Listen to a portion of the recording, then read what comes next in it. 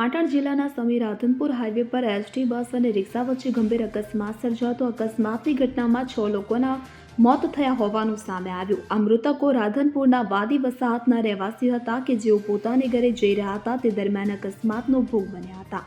તો બીજી તરફ મૃતદેહોને કાઢવા માટે ક્રેનને બોલાવવામાં આવી છે।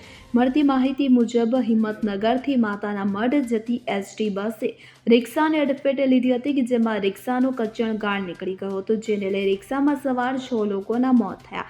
અકસ્માત સમીના ગોચનાદ નજીક સર્જાયો હતો। અકસ્માતમાં રિક્ષામાં સવાર લોકો બસના આગળના ભાગમાં દબાઈ ગયા હતા, જ્યારે બસ રોડ નીચે ઉતરી ગઈ હતી। તો આ અકસ્માતને પગલે હાઈવે પર લોકોના ટોળે ટોળા એકત્રિત થયા। તો બીજી બાજુ આ ઘટનાની જાણ થતાં રાધનપુર તાલુકાના ધારાસભ્ય લવિંગજી ઠાકોર પણ ઘટના સ્થળે દોડી આવ્યા। ઘટનાને પગલે રાધનપુર તાલુકા ધારાસભ્ય લવિંગજી ઠાકોરે મૃતકોના પરિવારને સહાય આપવા માટે તેઓ સરકારને રજૂઆત કરશે હોવાનું જણાવ્યું।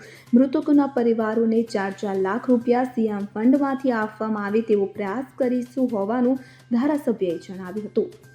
તે લોકો ક્યાંથી ક્યાં જઈ રહ્યા હતા? એટલે આમાં સાહેબ શું છે, અમારું નામ પ્રભુભાઈ સવાભાઈ ફૂલવાદી, અમારા ગઢવાદી વસાવત ગામ રાધનપુર।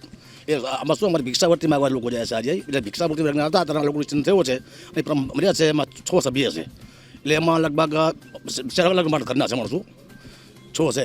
કઈ જગ્યાએ જતા હતા? અહીંયા ગામમાં ભણવા ભરતા હતા માગીને હોય ભિક્ષાવર્તી, એટલે મૂળ અમારા રાધનપુરના છે અમારા ઘરના, એટલે એ બધા ભાઈ છે, ભાઈ કુટુંબ ભાઈ એમના મહિલાઓ છે ને કેટલા? મહિલાઓ 3 મહિલાઓ છે, 3 પુરુષ, 6 લોકો।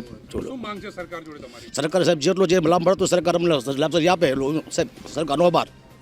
શું નામ તમારું? પ્રભુભાઈ સવાભાઈ ફૂલવાદી। વસંત કડિયા સાથે CN24 ન્યૂઝ રાધનપુર। હવે જુઓ દેશ દુનિયાની તમામ ખબરો તમારી આંગળીના ટેરવે। ઉઠાવો મોબાઈલ અને Google Play Store પરથી ડાઉનલોડ કરો અમારી CN24 ન્યૂઝ મોબાઈલ એપ।